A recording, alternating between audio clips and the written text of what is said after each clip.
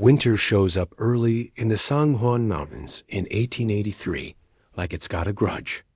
Snow falls in thick sheets, wind screaming between the peaks, and the world goes quiet, except for that sound, the howl, that makes a man feel small. Out there in the white, Caleb Ward rides low in the saddle. His duster's frozen stiff, his cheek scar aches in the cold, and he's pressing one hand to his ribs, where blood has glued his shirt to his skin. Behind him, somewhere inside the blizzard, 5 men want him dead. He lost them when the storm turned mean, but daylight will bring tracks, and tracks bring trouble. The horse stumbles in knee-deep drifts, steaming like a freight engine. Caleb yanks the reins left without thinking instinct, not plan, and that's when he sees it through the swirl, a straight gray line in the sky that doesn't belong to mountains. Smoke, a chimney, civilization, or something passing for it. Come on, boy, he rasps to the horse, voice sandpapered by cold. Just a little further. A cabin steps out of the storm as if conjured. It's tucked into a small valley, 3 sides protected by tall pines. There's a barn, a modest corral, and lamplight glowing in a frost-painted window. Smoke curls from the stone chimney, the kind of warm, home-shaped smoke that makes a starving man remember bread. Caleb dismounts, knees nearly buckling when his boots hit hard ground. The wound in his side opens again. He can feel it fresh warmth in a world of ice. Horse first. That's the rule. Man who forgets it in the high country doesn't last long. The barn door's barred from the outside. He lifts the beam with a groan, vision going gray at the edges. Inside, it's marginally warmer hay, horse, safety. 2 stalls already filled, a steady draft horse and a small, keen-eyed mare. Someone here knows what they're doing. He's rubbing down his own gelding with a handful of straw when a crisp sound cracks the air, the click of a rifle being cocked. Turn around slow, mister. Hands where I can see him. Female voice. Steady. Not new to fear. Just bored of it. Caleb lifts his hands, shoulder-high pain flares through his side and pivots. She stands framed in the doorway, Winter at her back, Henry rifle pointed right at his chest. Sharp cheekbones, gray eyes, late 20s maybe, a man's wool coat thrown over a plain dress. Beside her, a blue heeler bristles, a rolling growl in its throat. I don't mean harm, ma'am, Caleb says, careful with his words and the space between them. Just need shelter from the storm. Plenty of shelter in town, she shoots back. Grantsville's 15 miles east. Can't make 15. Not in this. He doesn't mention the men. No use inviting new problems into the conversation. Her gaze sweeps him, the iced overcoat, the way he guards his right side, the stillness of a man who's lived most of his life on the wrong end of somebody's weapon. You running from the law? No, ma'am. A beat. Running from something, though. Honesty is cheaper than lying when a rifle's listening. Another moment rides out on the wind, the barn creaking, snow hissing against the door.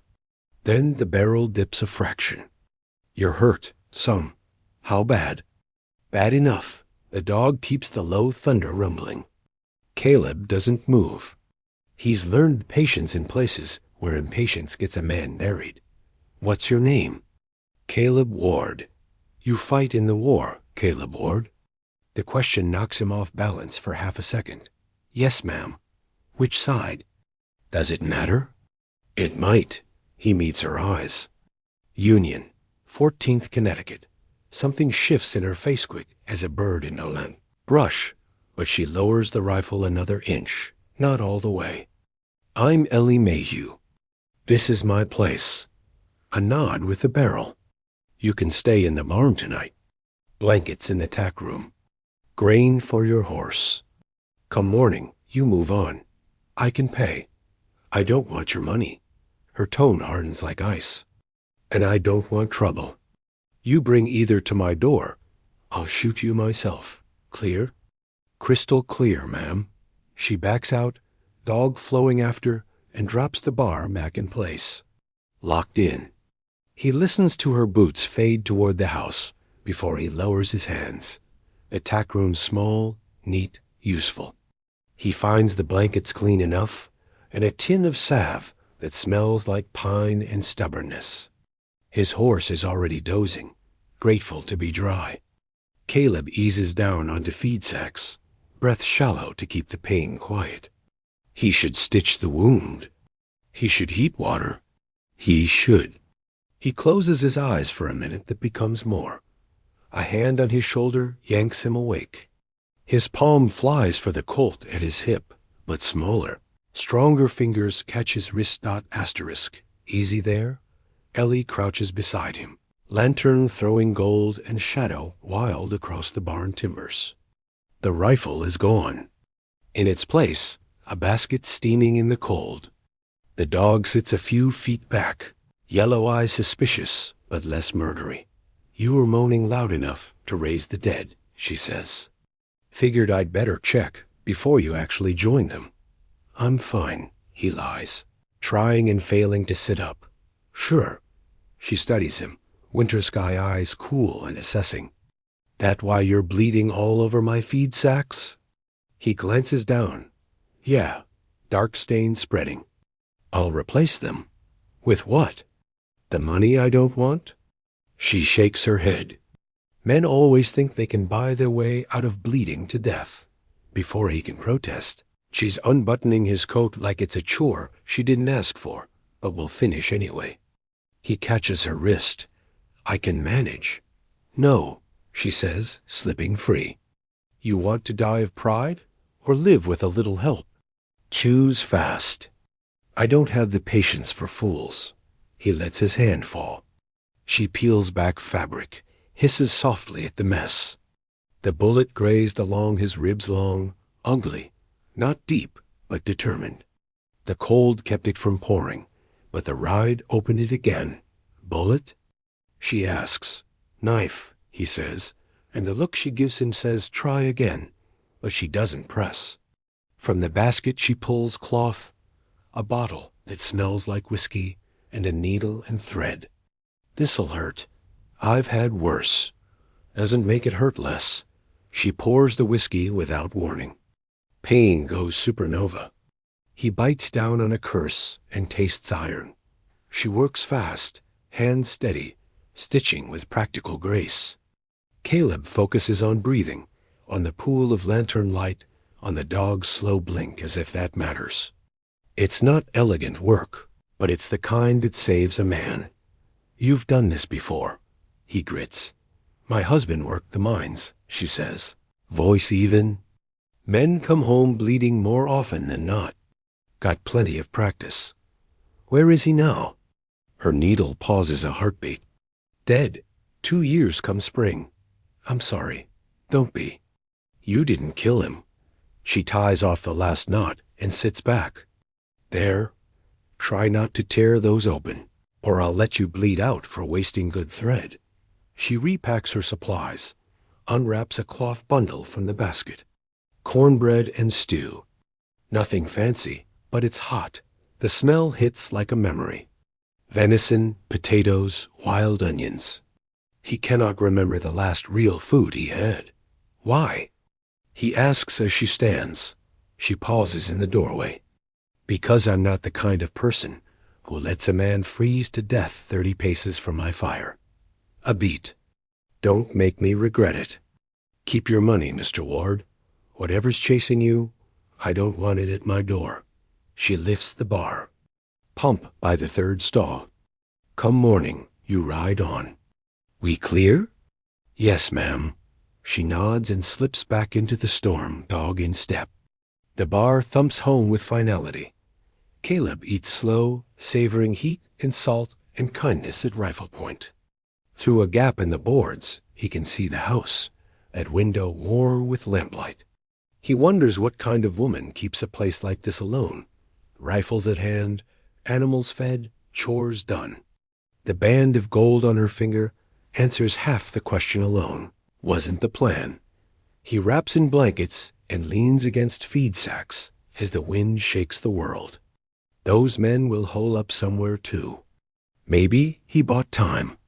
As he drifts, he thinks of gray eyes and steady hands, the grit it takes to open your door to a stranger in a blizzard. He'll pay her somehow, whether she wants it or not, leave cash where she find it after he's gone. Least he can do for someone who might have just saved his life. He swears he hears singing from the house as sleep takes him, low and sweet, threading the storm like an unlikely promise. 3 days later, the sky clears hard and bright. The world is glass. Drifts climb the fence posts. Pines wear white cloaks. Caleb stands in the barn doorway, testing his side. The stitches hold. They remind him they exist with every breath. Time to move. He's pressing his saddle into place when he hears a string of curses from behind the barn sharp. Frustrated, alive, he follows the sound to find Ellie knee-deep in snow beside the chicken coop, trying to wrestle a collapsed roof back into place while the healer buck. He's learned Bark's advice. Need a hand? He calls. She spins, nearly losing her footing. You're still here. Was just leaving. He tips his head toward the saddled horse. But I can help with that first. I don't need. The roof picks that exact moment to shift and dump a platter of snow on her head. Caleb swallows a smile. That roof's too heavy for one person. Let me help, then I'll go. She looks from him to the coop, where hens stand indignant on snow like they're reconsidering their life choices. Pride and practicality duke it out across her face. Practicality wins. Fine, but then you leave. He ties off the horse and trudges over. Up close, he can see the fatigue behind her eyes, the tremble in her fingers. She's probably been out here since first light, doing everything alone. They work without chatter. He lifts the heavy beam. She guides it home. His wound complains. He ignores it. They shore the broken section with spare lumber. That'll hold till spring, she says, stepping back to assess. He nods toward 2 posts. You'll want to replace those when it warms. Half rotted. She cuts him a look. You a carpenter? Did some before the war. Among other things. Things he's not proud of and won't share yet. Well? Thanks. She tucks her gloves into her pocket. Now about that leaving. A distressed squawk cuts her off. Inside, one hen's tangled in loose wire, wing and wrong. Ellie drops to her knees in the straw.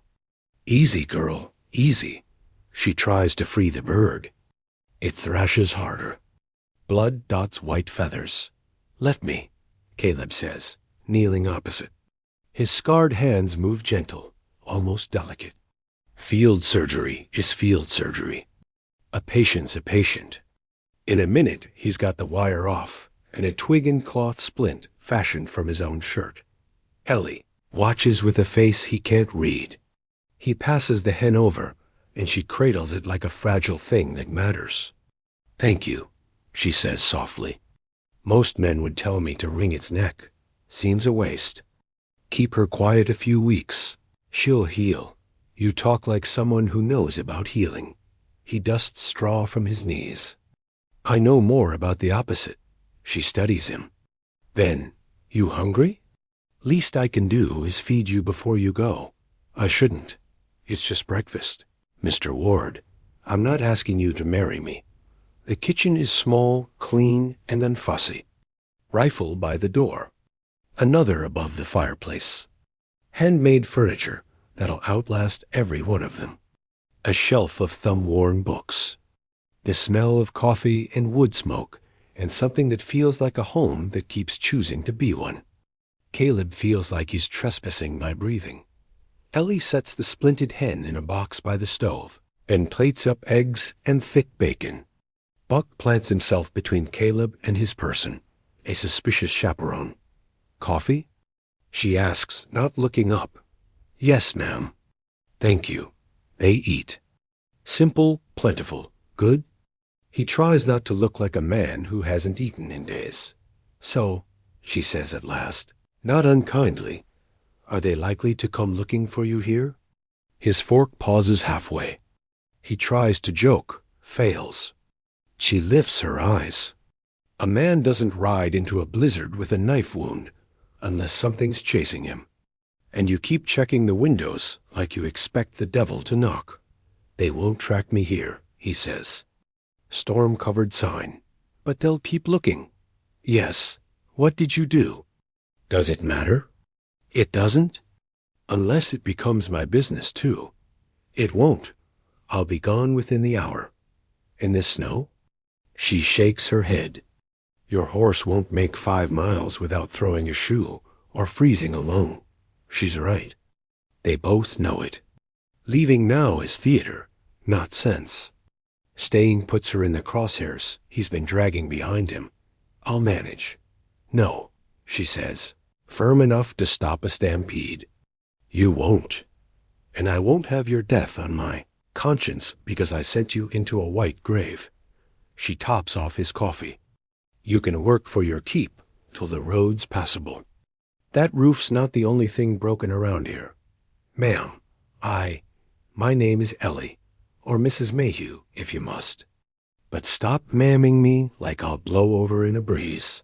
Those gray eyes pin him.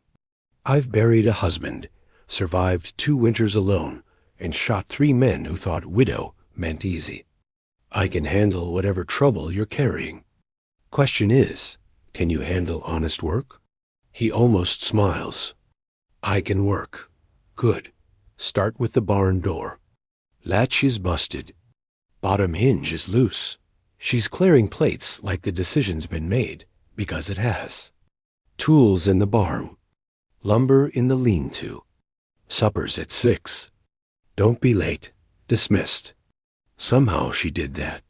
He stands, still off balance. I still intend to pay. She spins, eyes flashing. You bring up money again, and I'll put a hole in you. I won't stitch. This isn't charity. You work. I feed you. I shelter you. That's the bargain out here. Yes, Ma. He catches himself. Mrs. Mayhew. Better. She turns to the sink. And Mr. Ward? Whatever you're running from, decide if it's worth dying for. Winter asks that question and doesn't wait on answers. He takes the hint and heads for the barn. The door really is a mess. Good. Work is simpler than the territory inside his head. Hammer, nails, wood, these things don't lie to you. He fixes the latch, resets the hinge, then notices a dozen other sins of wear. He sets about those too. It feels honest. His hands fall into old rhythms learned before the world taught him to be sharp dot. At noon, Ellie brings sandwiches and hot cider. Buck trots behind her, pretending indifference. She walks the perimeter of his repairs with that same practical eye and gives one small nod. You weren't lying about the carpentry. I don't make a habit of lying. Everyone lies. Just about different things. She holds out the plate. Smokehouse next, when you're done. Raccoons took it as a personal challenge last month. She's gone before he can reply. He watches her cross the yard, back straight, stride steady despite the snow, and he knows the spine of this place is her dot by dusk. He's repaired the barn door, patched gaps where wind made a flute of the boards, reinforced the smokehouse, and chopped enough wood to argue with the night. Supper is venison stew again, and he doesn't say a word. The kitchen is warm. The hen a little queen peeps from her box. Buck sighs in his sleep. My husband built this place, Ellie says out of nowhere, staring into her coffee.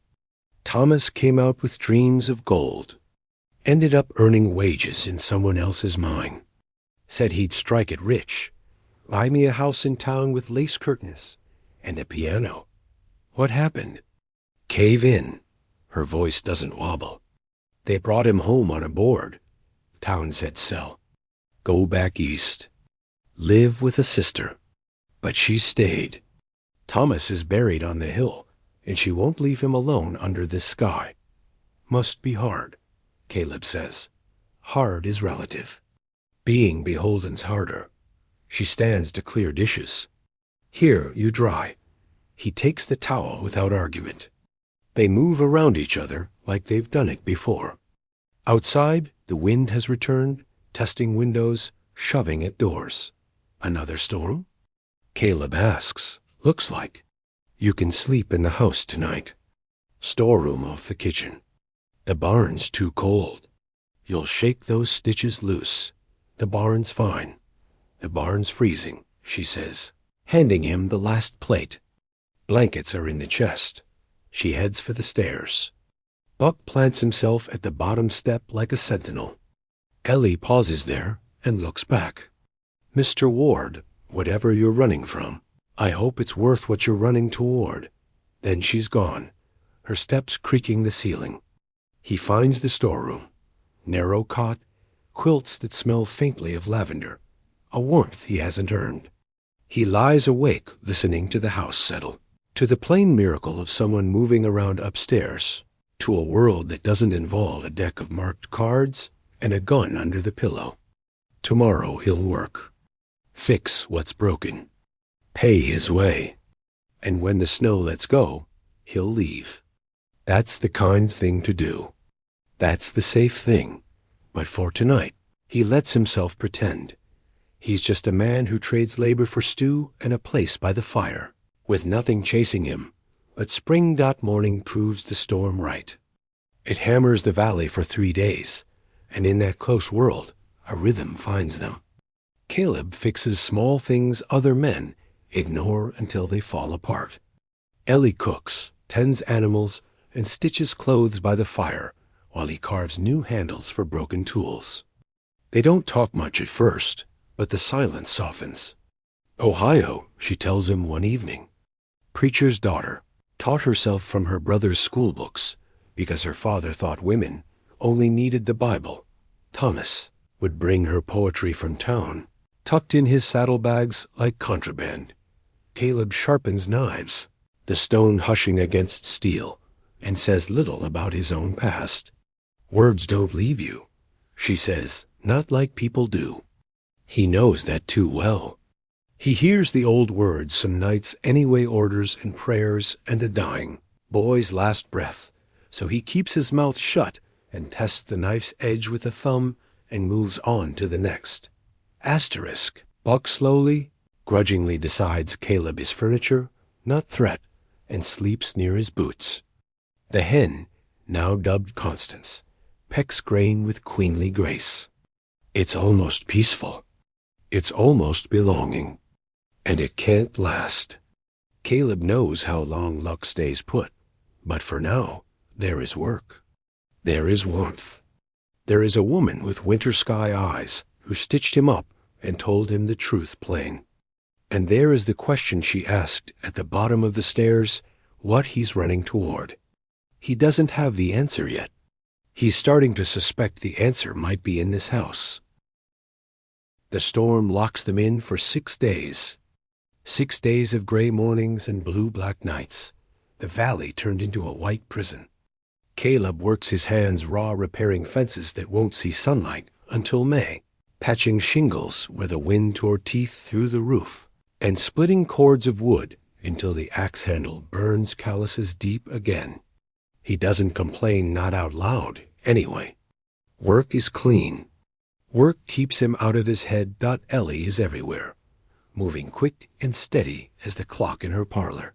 She bakes bread while stew simmers, mends harness straps with hands rougher than most men's, and keeps order in the small world of chickens, a cow, and Buck the dog who insists on watching Caleb like he owes rent.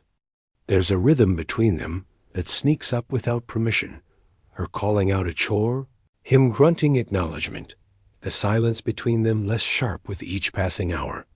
On the third night, he sits at the table sharpening her kitchen knives. She eyes him over her sewing. You carry yourself like a man used to giving orders, she says. Maybe once. He tests the blade against his thumb. Now I'm better at following them. Then whose orders are you following now? He doesn't answer. Truth tastes bitter. He's been running on nothing but his own orders for too long. She lets the silence stand, like she knew he'd dodge, and goes back to her stitching dot. By the fifth morning, the storm breaks. The sky is sharp blue, mountains etched against it like steel. Snow blinds the valley, glittering cruel. Caleb saddles his horse with deliberate hands. The stitches in his side burn, but the trail is passable now, and staying one more day feels like pressing luck until it screams. Ellie meets him at the barn. She's got a wool shawl wrapped tight, and her rifle leaned casual against the doorframe. "You leaving?" "I should. You think the men after you won't find you in this?" She gestures at the snowfields, unbroken, but for the tracks he'd leave. "They'll find me eventually. Better it's away from here." Her eyes hold him. "What did you do, Caleb Ward?" He cinches the saddle strap.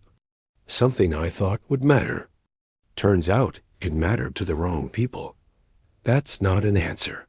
It's the only one I can give." She studies him a long moment, then steps aside. "Suit yourself." He rides. The valley falls behind him, chimney smoke shrinking into memory. Wind cuts him raw. Snow stings his face, but he presses on because leaving feels safer for her, if not for him. But halfway up the ridge, his horse pricks its ears. Caleb pulls up. The world is too still, and then he sees them. Dark figures on the tree line, 5 of them, moving deliberate, rifles across saddles. The men he'd hoped the storm swallowed. They fan out slow, wolves on the edge of vision. Caleb turns the gelding hard, back toward the valley. He doesn't think, he just rides, snow exploding under hooves. Bullets crack, the sound snapping the cold. One bites the snow by his boot. Another sings past his ear. He clears the ridge, a cabin below him like a prayer he doesn't deserve. Smoke curls from the chimney. Ellie steps from the barn, rifle in hand, and even from this distance he sees her raise it smooth and steady. Buck is a streak in the snow, barking like thunder.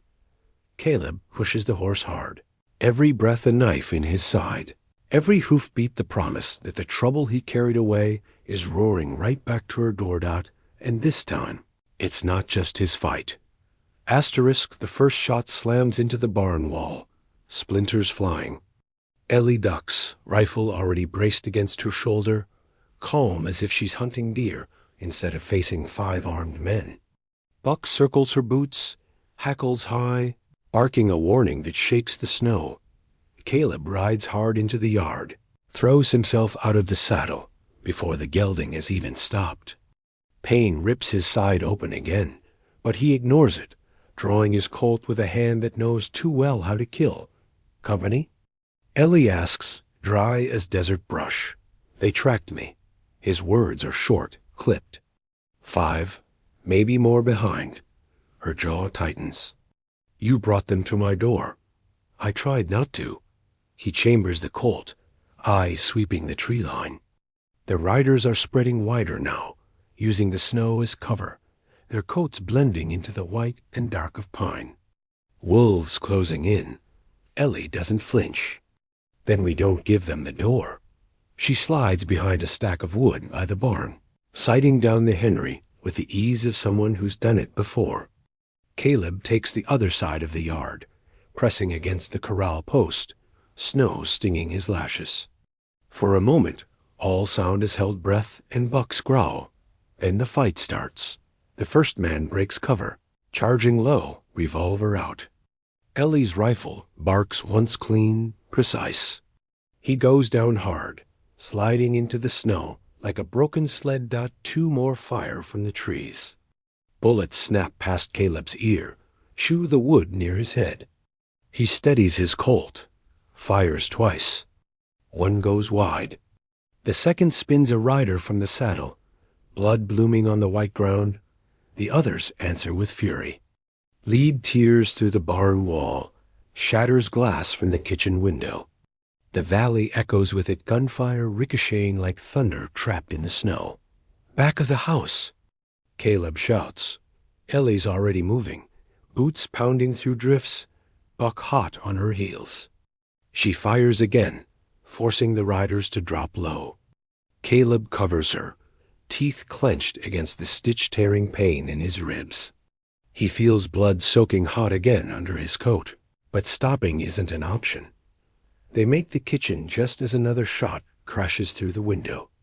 Ellie grabs Caleb by the arm and drags him down behind the stove. Heat, smoke, and the smell of venison stew still linger, absurd against the noise of death outside. "You can't fight like that," she hisses. Seeing the blood, "I can fight enough." He reloads with hands steady from too many nights like this. "They won't stop until I'm gone."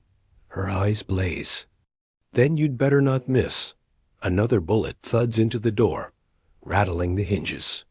Buck snarls, lips peeled back, body quivering with rage. "Cellar?" Ellie says suddenly. "There's a hatch under the table. We can hold them from there. Use the foundation as cover."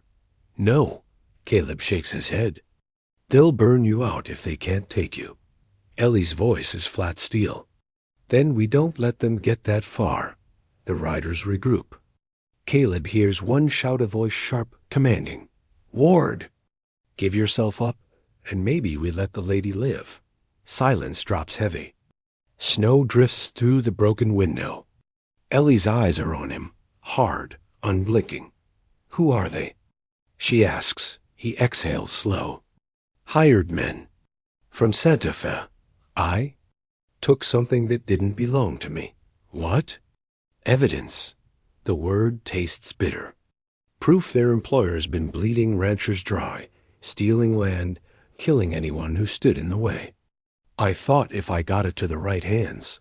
"You thought you could play hero," she snaps. "Maybe." His jaw works. "But I was a damn fool to bring it here." The voice outside calls again, closer this time. "Last chance, Ward." Step out, and she lives. Caleb meets Ellie's eyes. "They'll kill you anyway." "You know that." "I know." Her grip tightens on the rifle. "So the question is, do we make them pay first?" The answer comes in the sound of boots crunching snow, riders moving in. Caleb chambers his Colt, heart steady, as the first shadow darkens the doorway dot, and for the first time in a long time, he isn't running alone. The voice outside dripped with false mercy, loud enough to carry through the broken window. "Ward, step out now, and maybe we let the lady live. Stay holed up, and she dies with you." Caleb pressed his back to the wall, Colt tight in his hand. His side throbbed with each breath, hot blood soaking the bandages Ellie had stitched. He knew that voice. Hoyt McKinney, foreman for the Blackburn outfit down in Santa Fe. A man paid well to do worse things than murder. Ellie crouched across from him, steady behind the stove, Henry rifle cradled like it belonged to her. Buck snarled low beside her, the kind of sound that promised he'd die biting if it came to that dot her gray eyes found his. "They're not bluffing." "No," Caleb admitted. "They'll shoot you whether I give up or not. It's what they do." "Loose ends." "Then we make sure we're not loose ends." Her voice was steel wrapped in quiet fury. "How many?" "5 I saw. Might be more hanging back." Ellie's lips pressed thin. "5's enough." Another bullet cracked through the window, glass raining into the stew pot still simmering on the stove. The smell of venison and onions mixed with gunpowder, turning Caleb's stomach with its wrongness. Hoyt called again, closer now. "Last chance, Ward. The woman's life for yours. You step out clean, gun on the ground, and we'll talk terms." Caleb felt heat in his chest that had nothing to do with the wound. He raised his voice, hard as iron. "You and I both know your kind doesn't keep terms." "Hoyt," a laugh answered him, cold, cruel. "Then you've chosen her death." The crunch of boots in snow followed. They were moving in. "Cellar," Ellie said sharply. "Hatch under the table. We can fight from below. Stone foundation gives us cover." Caleb shook his head. They'll fire the house. Smoke you out. Her gaze held his, sharp enough to cut. You've got another plan. Yes, we split them. Keep them from circling the barn. Her jaw clenched. That means going outside. It does. He saw her calculation in the flick of her eyes. The risk. The odds, the gut knowledge that staying penned inside was worse than stepping into the open. Finally, she nodded once. Buck with me, she ordered, voice quick and sure. The dog's ears pricked. We cut across the back door. Take cover by the woodpile. You cover the front. You trust me with your house? Caleb asked. I trust you with my rifle. She shoved the Henry into his hands and grabbed the shotgun from the wall. Don't waste shots. Caleb took the rifle, feeling the weight of more than steel. He gave a quick nod, then crouched by the shattered window, sighting on the dark line of trees where shadows shifted. A first figure broke cover, rushing forward with pistol raised. Caleb squeezed the trigger. The rifle kicked into his shoulder. The man went down in the snow with a cry, strangled short. Another shadow darted right. Ellie's shotgun thundered from the back of the house, the blast echoing off the valley walls. Buck's furious barking followed, joined by the shriek of a wounded man. They'd drawn blood, but wolves don't run just because one limps. Gunfire ripped in reply. Bullets hammered the walls, shattered dishes, chewed holes through Ellie's quilts, hung neat on the line inside. Caleb hit the floor, rolled to the door, and returned fire. Wood splinters peppered his face. Through the chaos, he heard Ellie shout, "Two down back here. They're pulling left." Hoyt's voice cut across the storm of noise. "Burn it." Caleb's stomach dropped. He knew what that meant before he saw the glint of a lantern through the trees. "Ellie!" "They'll fire it." He roared. She was already moving. He glimpsed her darting from the woodpile, Buck snarling at her side. Shotgun boomed. The lantern shattered in a blossom of fire and glass before it could find the cabin. Flames hissed into the snow, harmless. "You'll have to do better than that, McKinney." She shouted, voice carrying across the clearing like a dare. Caleb couldn't stop the flicker of admiration, even through the haze of pain. The woman had grit enough to shame soldiers. The fight dragged into a deadly rhythm. Shots traded, silence, movement in snow. Another shot. The world narrowed to breath. Trigger, blood pounding in ears. Caleb dropped a third man who tried circling toward the barn, his body jerking as the bullet caught him square. Ellie wounded another, the man crawling back toward cover, leaving a red trail across the white. But Hoyt's crew were seasoned killers. They regrouped, pinned the house from two angles, kept lead in the air so heavy Caleb couldn't lift his head without risk. His Colt was nearly dry, Henry half spent. His side burned hot, each breath like fire licking bone. He risked a glance across the room. Ellie was crouched by the back door, reloading with hands that didn't shake. A smear of blood marked her temple where glass had cut her, but her eyes were fierce, alive. Buck sat low, panting, ready. Caleb felt something shift inside him then. He'd spent months running, carrying evidence like a stone in his pocket, chasing justice for ranchers who'd likely never know his name. Alone, hunted, hollow. But here fighting beside this woman who refused to bend, he felt something he hadn't since the war. Purpose that wasn't just survival. He shouted across the kitchen. "Hoyt wants me, not you." "I'll draw him." Ellie snapped her head toward him. "Like hell you will. They'll kill you to get to me. They'll kill us both if you're stupid." She slammed the shotgun closed, eyes blazing. "You think you're the only one who knows how to stand your ground?" "I buried a husband, Mr. Ward. I won't bury myself cowering." Caleb stared at her. Then, despite himself, a grim smile tugged at his mouth. "You talk like a soldier. I talk like someone with nothing left to lose but this house." And I'll be damned if I let men like that take it. Another volley shattered the air dot. The choice was made. They would stand together. The minutes stretched cruel. Smoke curled from the ruined stove, acrid with powder. Snow blew through shattered glass, frosting the floor. Caleb counted his last shells, fingers steady despite the tremor in his ribs. Then came silence. Not the good kind, the hunting kind. Caleb knew it before Hoyt's voice returned, closer now, just beyond the door. Ward, you can make this easier. Step out, and maybe I'll let the woman keep her farm. Maybe. Ellie's face hardened. She shook her head once at Caleb. A silent vow. No surrender. Caleb whispered, "On 3. You take left, I take right." She gave the smallest nod. 1. Boots crunched outside. 2. Hoyt's shadow darkened the frosted glass, hand on the latch. 3. They moved as one. The door crashed open.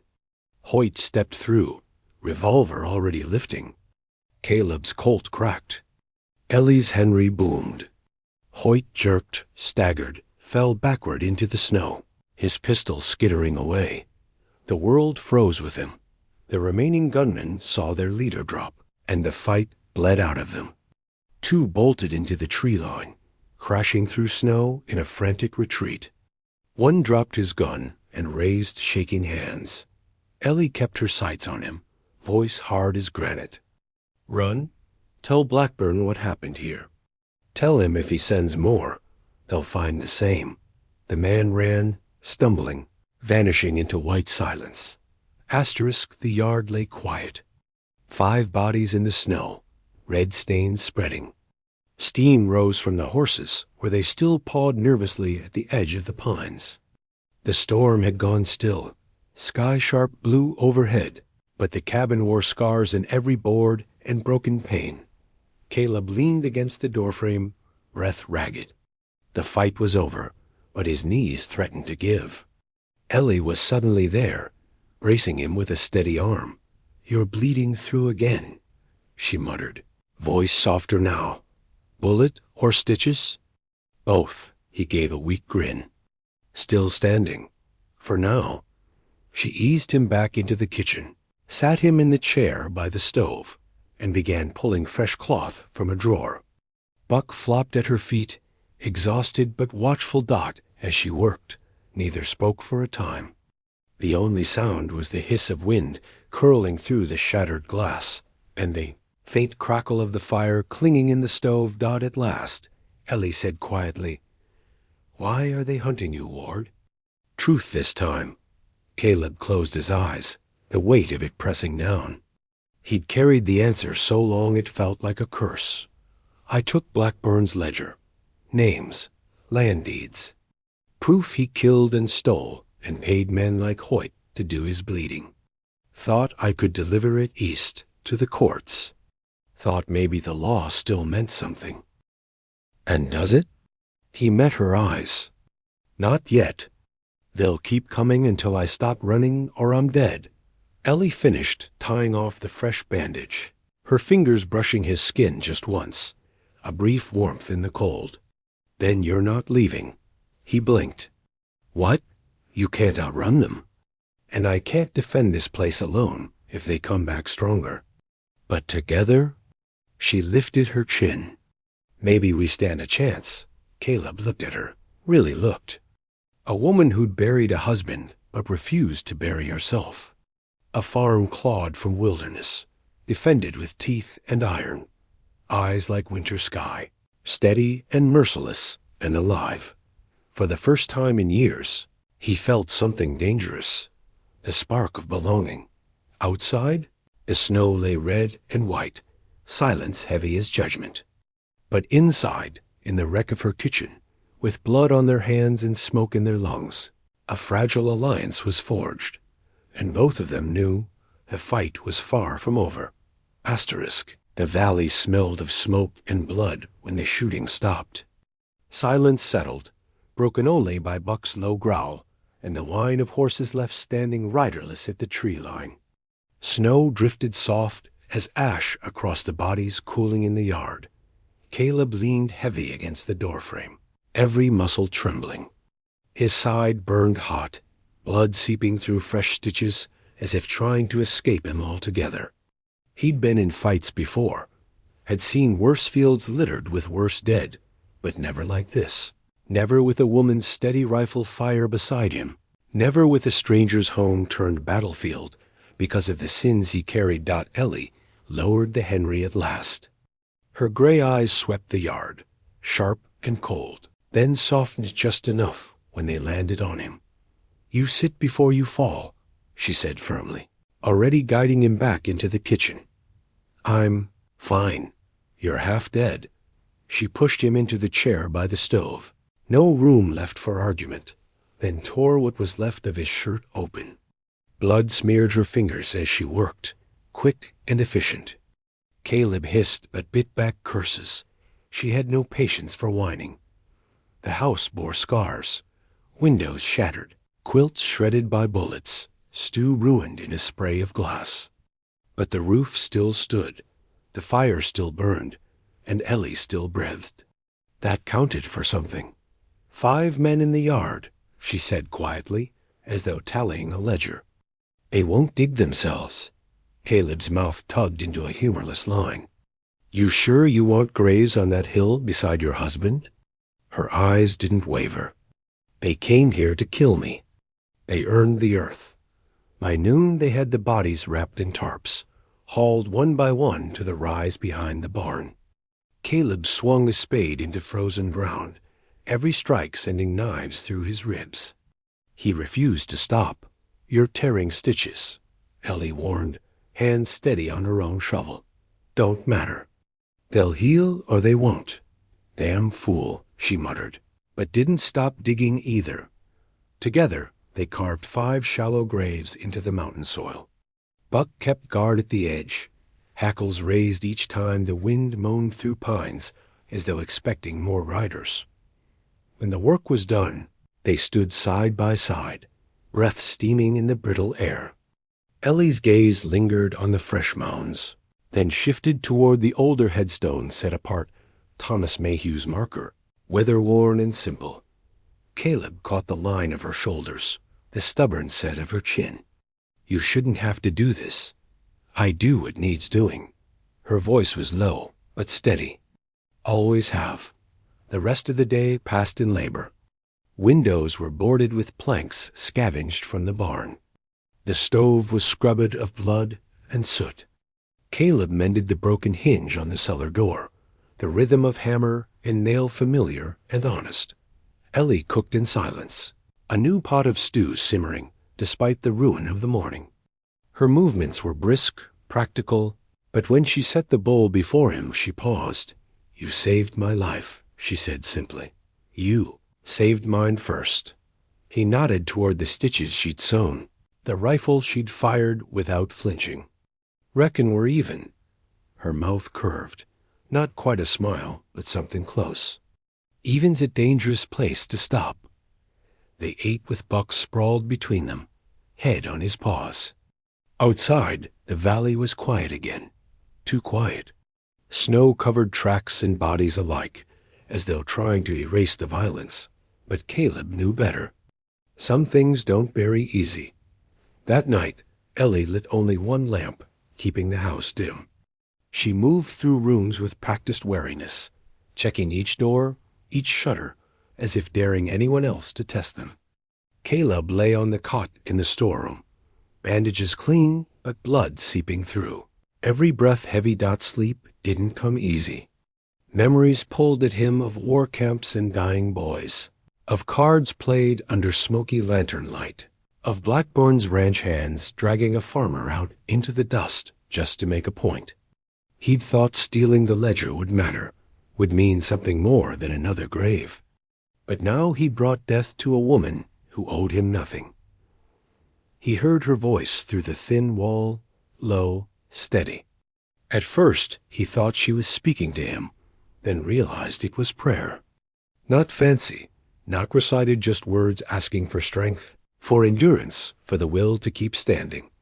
He closed his eyes and let the sound carry him that morning came hard and clear. Caleb forced himself out to the yard, despite Ellie's protests. The corral fence sagged from stray bullets. The barn door clung by one hinge. He set to fixing what he could. Work steadied him better than rest. Ellie came out with coffee in tin cups, hair tucked under a scarf against the cold. She watched him reset a post, arms folded.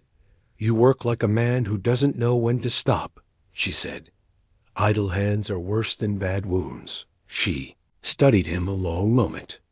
"You ever think about stopping for good?" He tamped down earth around the post. "Every day. Just haven't figured how." Ellie handed him the coffee. Their fingers brushed, quick, sparking something neither named. They spent the next 2 days repairing. Caleb replaced the shattered window panes with makeshift shutters until glass could be fetched. Ellie tended Constance, the hen still hobbling with her splinted wing, muttering encouragement as though the bird understood. Buck patrolled the perimeter like a soldier on duty. In the quiet, truths began to slip out.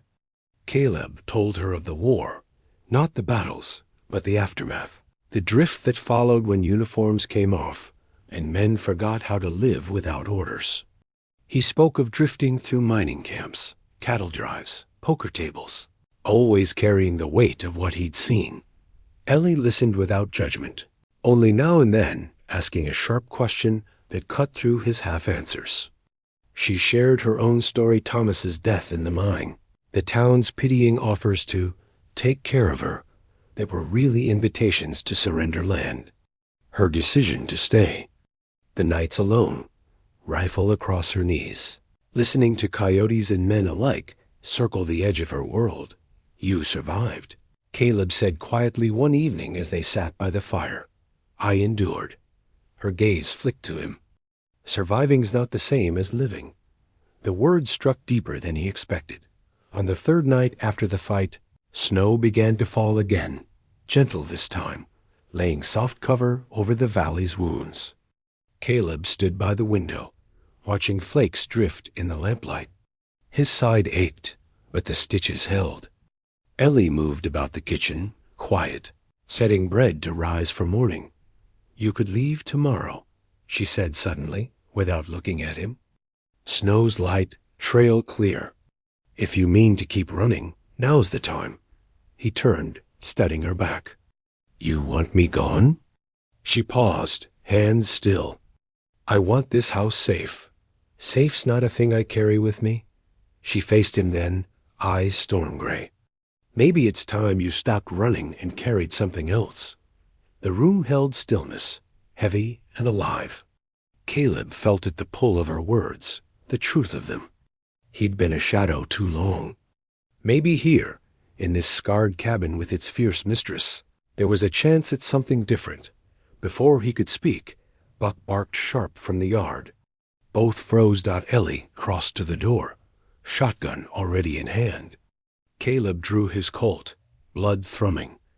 Outside, hooves crunched in snow. A lone rider approached down the ridge, lantern swinging from his saddle. He rode slow, deliberate, not like a raider but a messenger. Caleb's stomach knotted. He knew before the man even raised a hand in false greeting. Blackburn wasn't finished. The fight had only just begun. Snow whispered down soft as ash as the rider came closer. Lantern light swung with each hoofbeat, casting long shadows that wavered over the drifts. Caleb's Colt was steady in his grip, but his stomach tightened like he'd swallowed wire. This wasn't a neighbor, wasn't a lost traveler. This was Blackburn's hand, reaching further than the men buried on the hill. Ellie stood braced in the doorway, shotgun leveled, face carved from stone. Buck growled low at her feet, body quivering like a drawn bowstring. The rider stopped 20 paces out. He was tall in the saddle, coat slick with ice, hack pulled low. He raised one hand, palm open, lantern casting his face into sharp relief. Caleb recognized him at once. Silas Boone, not as bloodthirsty as Hoyt, but more dangerous in his own way.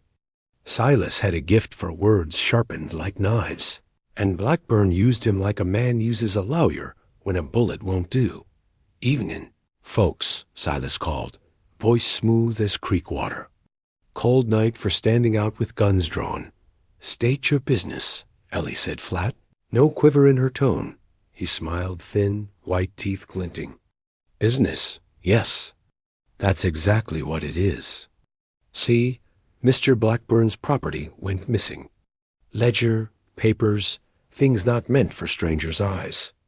And wouldn't you know it? Word floats back that one Caleb Ward might be in possession. Word also says he was seen riding into this valley." Caleb didn't move. Silas's eyes slid his way. "Evenin', Ward. You're looking poorly. Wounded, I'd guess. Bad place to be, snowbound and hurt." Caleb kept his voice iron. "Your boys made it worse.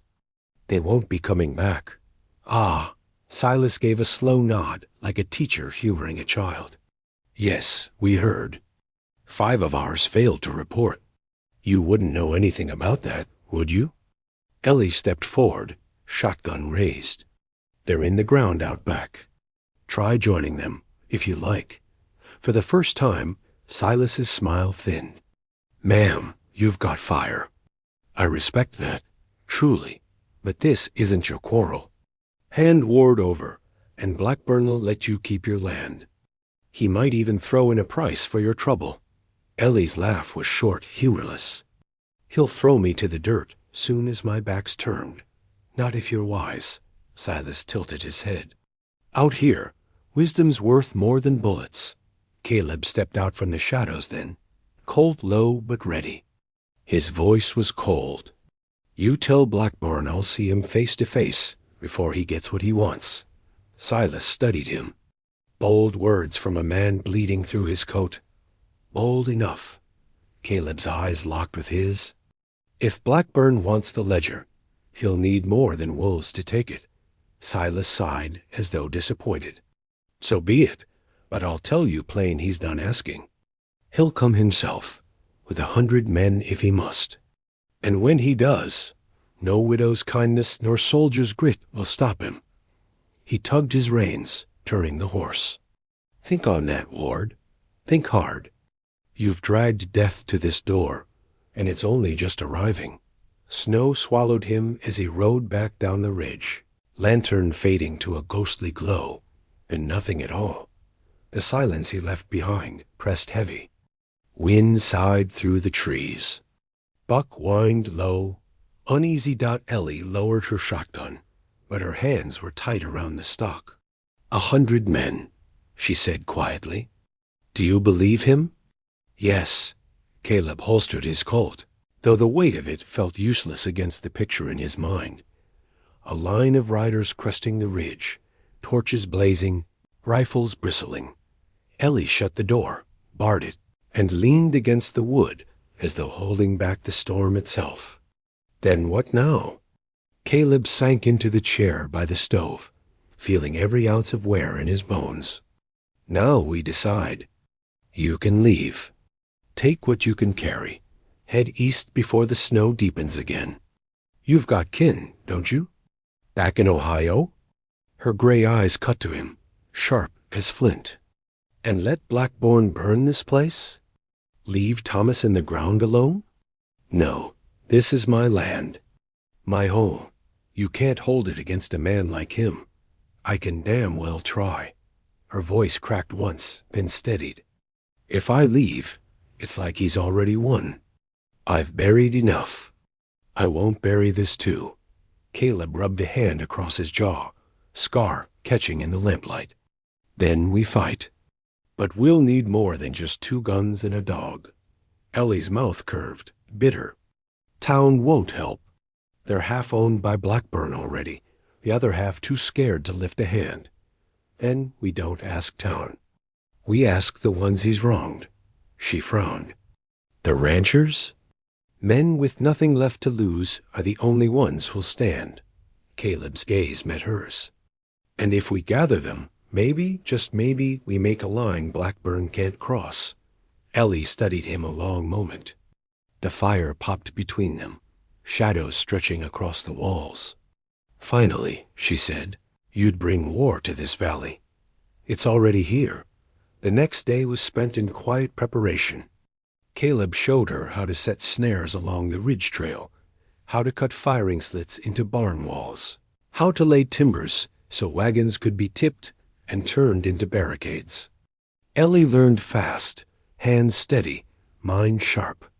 She'd always been fighting, just with different weapons at noon. She found him sitting by Thomas's grave, hat in his hands, snow dusting his shoulders. She stood beside him, silent for a while, until he spoke. "I shouldn't have brought this here." "You didn't," she said softly. "Blackbourne did. You just pulled the cover off his rot." Caleb stared at the carved stone, words worn nearly smooth. "You loved him." "Yes." She folded her arms, eyes far away. "But loving someone doesn't mean you stop living when they're gone." Her gaze cut to him then, sharp again. "You ever loved Caleb Ward?" He swallowed. "Not since the war. Too much blood between then and now." "Then maybe it's time." She turned away before he could answer. That evening, while Ellie stoked the fire and Buck dozed by the hearth, Caleb pulled the ledger from the hidden pocket of his saddlebag. The book was worn leather, edges singed from the night he'd taken it. Inside were names, deeds, numbers, Blackburn's empire laid bare in ink. Ellie leaned over his shoulder. "That's the thing worth killing for?" "It's proof. Enough to hang him 10 times over, if I can get it east." "Then why stay?" His fingers brushed the pages, heavy as chains. "Because running's only bought me blood. If we stand here, maybe it ends different." Ellie's hand rested lightly on the table, close to his, but not touching. "Then we stand." Outside, snow kept falling, quiet and relentless, wrapping the valley in white. But beneath it, the ground trembled with the promise of hooves yet to come. And in the glow of the fire, 2 people who had nothing left to lose made their choice. Together, they would fight. The morning after Silas Boone's visit, the valley lay still as if the snow itself were holding its breath. Caleb woke before the sun, breath smoking in the cold room, ribs aching like hammered iron. He sat at the edge of the cot, boots in hand, listening to the silence. Somewhere in the rafters, frost cracked like tiny bones. Ellie's voice came from the kitchen.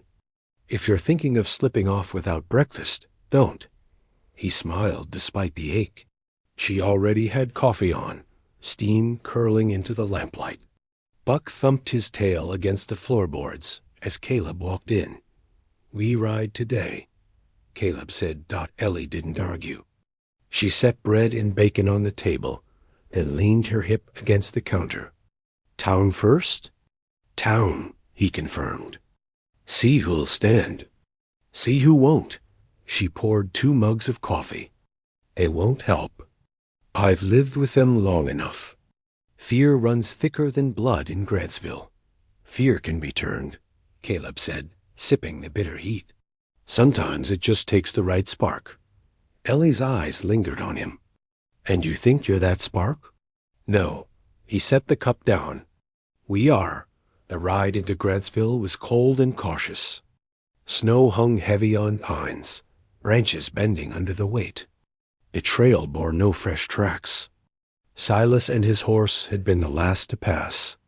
Caleb kept scanning the ridges, every shadow suspect. Ellie rode beside him, shotgun in the scabbard, back straight at the edge of town. The air changed. People moved briskly down boardwalks, heads down, eyes wary.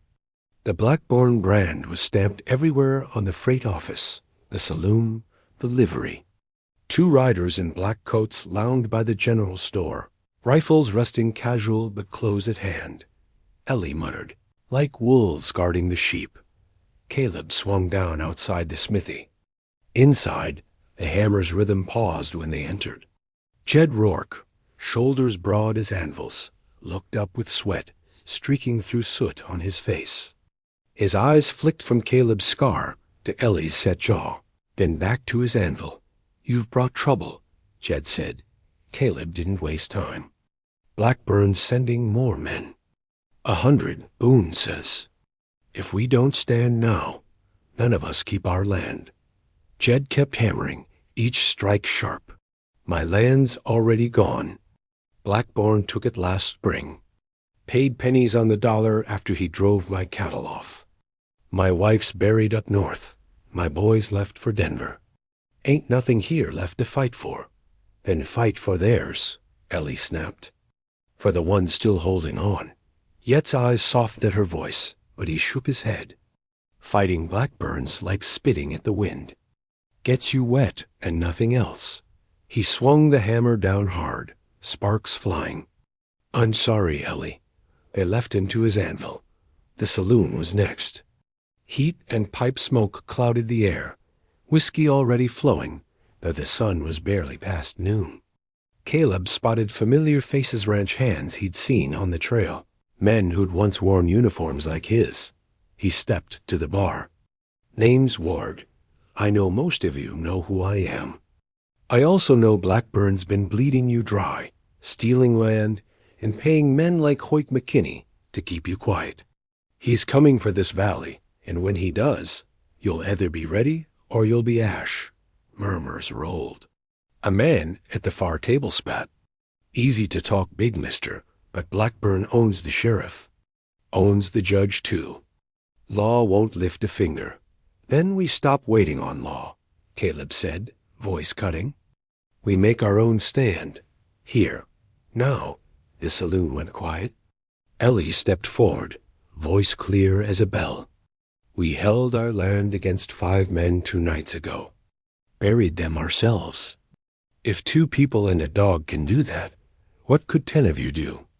20? 40? Eyes shifted. Doubt warred with something older anger, pride buried under years of fear. A man at the bar finally stood. His hair was gray at the temples, his coat patched but neat. Name's Amos Harlan. Blackburn took my herd last summer, left me near ruined. My sons scattered. I swore I'd never raise a rifle again. His hand trembled as it rested on the bar. Then he straightened. But maybe it's time. Count me in. Another voice rose. Then another. Not all, not even most, but enough. Caleb nodded. We'll meet at the Mayhew farm tomorrow night. Bring rifles. Bring friends. Blackburn thinks we're sheep. Let's show him wolves bite back.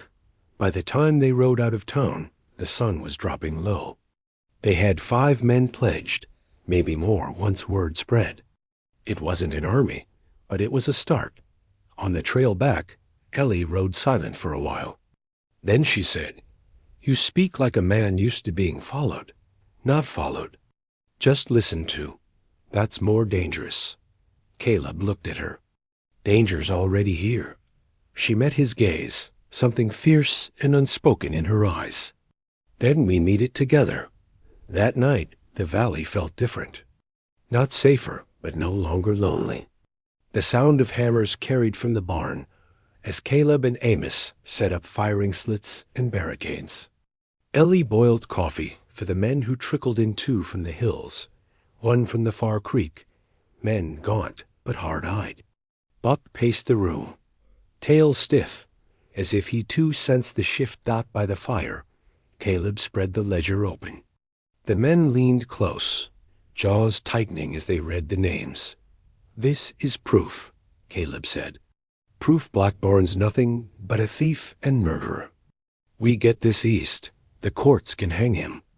But he won't let it travel easy. He'll come here first, hard. Amos nodded grim. Then we make him bleed for it. Ellie set coffee down, voice calm. He'll bring fire. He'll bring numbers. But he's not ready for a house that bites back. Every window, every door, every fence post can be a weapon. We'll be ready. The men glanced at her with surprise and respect. Caleb felt a swell in his chest.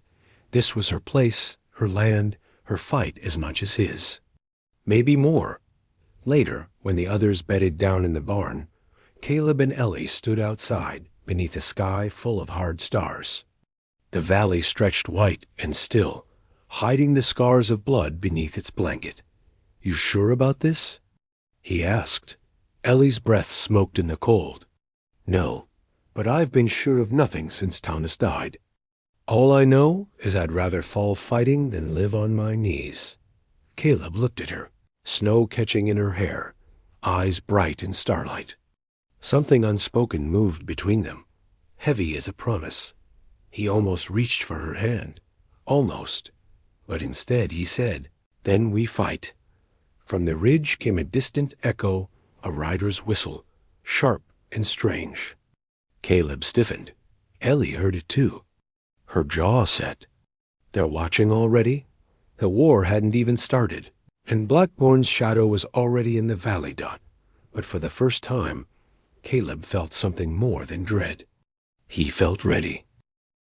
The valley lay quiet the night before battle, stars burning sharp above the black line of pines. Caleb stood at the fence line, lantern low, the weight of the Colt heavy on his hip. Around him, the Mayhew farm no longer looked like a homestead. It looked like a fort.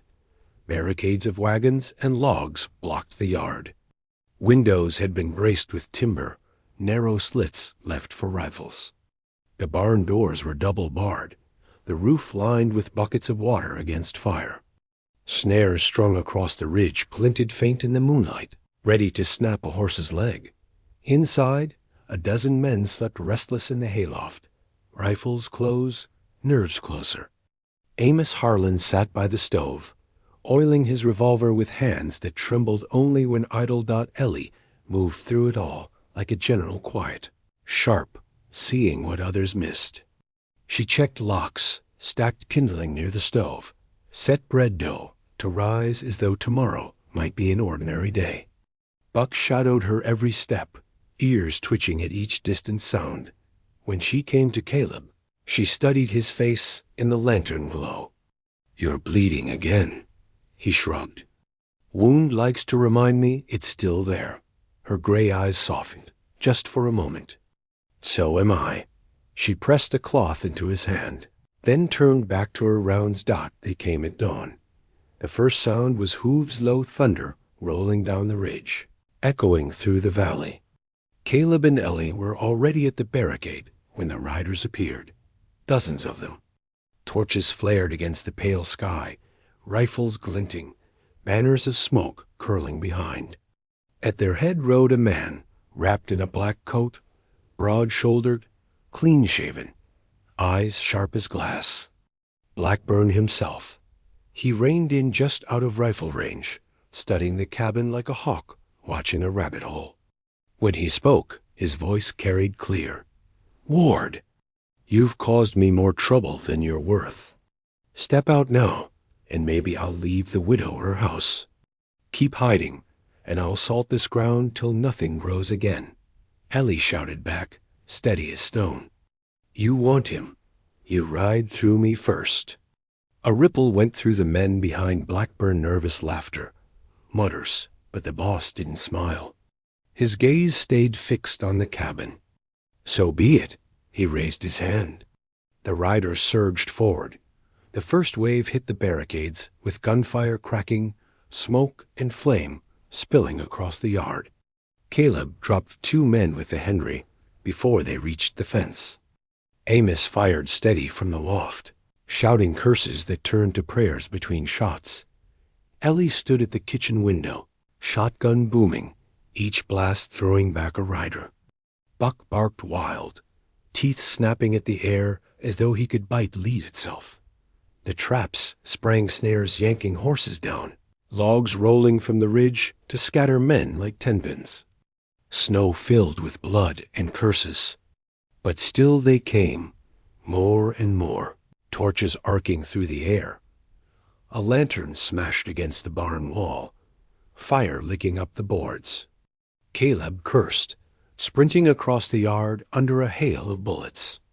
He climbed the wall, teeth clenched against the pain in his ribs, and dumped water from the buckets, steam hissing as fire died. A shot tore past his ear. He dropped behind the roofline, firing back, breath ragged. His vision swam, but he held steady.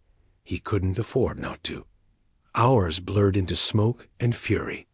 Men fell, screaming. Horses screamed louder. The barricade splintered under the weight of charge after charge got inside. Ellie reloaded with hands raw, face streaked with soot and blood. When Caleb stumbled through the door, half blind with smoke, she caught his arm. "You can't keep this pace," she said. "I don't have a choice." "Yes, you do." Her voice was sharp enough to cut. "You can fall dead, or you can keep standing beside me." "Which is it?" He met her eyes. Winter gray, fierce, alive.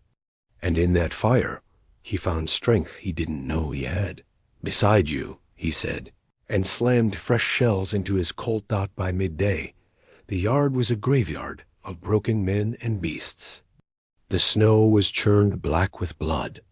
But Blackburn still rode, untouched, his face carved in ice. He raised his hand again, and the firing ceased. Silence rolled heavy across the valley. "Ward!" He called. "You can't win this. My men will keep coming till you choke on your own blood. Hand over the ledger, and I'll let the rest crawl home alive." Caleb stepped into the doorway, rifle in hand, coat black with soot. His voice rang hard. "You'll never see that ledger again. It's already gone east. Every judge and paper will know your name. A lie, but a good one." Blackburn's eyes narrowed. "Then you die here." He spurred his horse forward, leading the final charge himself. The world became thunder. Bullets rained. Barricades collapsed. Caleb fired until the rifle clicked empty, then drew his Colt. Each shot burning through the haze. Ellie stood beside him at the door, shotgun empty, now wielding Thomas's old revolver. She fired with deadly calm, every shot another man down. Buck launched himself at a rider who broke through, teeth sinking into flesh, dragging him from the saddle. But Blackburn came on, cutting through the chaos like a scythe. He dismounted at the barricade, shotgun in hand, eyes locked on Caleb. "You should have stayed a ghost." "Ward," he snarled. Caleb stepped forward, ribs screaming, blood slick in his coat. "Ghosts don't bleed." The two men faced each other across the churned snow, guns raised. Time slowed to a knife's edge. Blackburn fired first. Caleb felt the blast tear across his side, but his finger squeezed at the same breath. His bullet struck true, smashing into Blackburn's chest. The man staggered, eyes wide in disbelief, then crumpled into the snow. His men froze, their leader fallen. Amos's voice bellowed from the loft. "Blackburn's dead. The bastard's down." Panic spread like fire. The riders broke, scattering into the trees, leaving their dead and dying behind. The valley fell into sudden, shocking silence. Ellie dropped her revolver, chest heaving. She looked at Caleb, bloody, shaking, but still standing. "You're hit," she said. "So's he," Caleb rasped, nodding at Blackburn's body. "Difference is, I'm still breathing." She caught him before his knees gave out, dragging him back into the cabin as Buck circled, whining low. The men who'd survived gathered in the yard, faces pale, eyes wide. Amos wiped blood from his cheek and looked at Ellie. "It's done." Ellie shook her head. "Not done, but it's a start." She met Caleb's gaze, steady and unflinching. "You bought us a chance. Now we make it mean something." He managed to smile through the pain. "With you beside me, maybe we can." That night, as the fire crackled low and the valley lay hushed under a fresh fall of snow, Caleb lay on the cot with Ellie tending his wounds. Outside, Blackburn's body froze with the others in the yard, a monument to the cost of greed. For the first time in years, Caleb felt the weight on his chest ease. He wasn't running anymore. He'd stood, fought, and lived. And in the quiet of that battered cabin, with Ellie's hands steady on his skin and Buck curled close, he felt something even rarer than victory. Hope.